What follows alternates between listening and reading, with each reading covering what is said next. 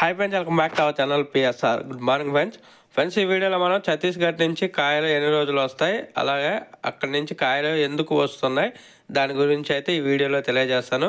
ముందుగా ఛత్తీస్గఢ్ నుంచి కాయలు ఎన్ని రోజులు వస్తాయి అంటే, ప్రజెంట్ అయితే మన మార్కెట్లో రేట్లు అయితే కొంచెం డౌన్ అవ్వనంత వరకు అయితే అవి కాయలు వస్తూనే ఉంటాయి. ఎందుకంటే వాళ్ళ దగ్గర భారీగా ధర పతనమైంది కాబట్టి మన సైడ్కి అయితే వస్తున్నారు. మన మార్కెట్లు వాళ్ళకంటే కొంచెం బెటర్గా వెళ్తున్నాయి కాబట్టి ధరలు, అందుకనే వాళ్ళు వస్తున్నారు.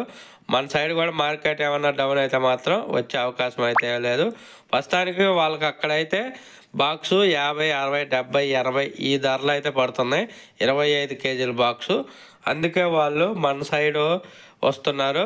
50 రూపాయలు, 60 రూపాయల బాక్స్ వాళ్ళ దగ్గర మార్కెట్లో అయితే సూపర్ టాపే 80 రూపాయలు, 70, 80 ఈ ధరలు అయితే పడుతున్నాయి 25 కేజీల బాక్సు.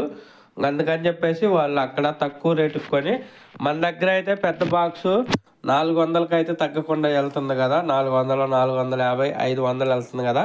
దానివల్లే ఛత్తీస్గఢ్ నుంచి అయితే కాయలు అనేది వస్తున్నాయి. మన సైడ్ మార్కెట్ డౌన్ అవనంత వరకు అవి వస్తూనే ఉంటాయి.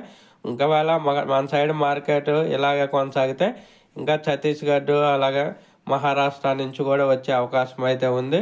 చూద్దాం.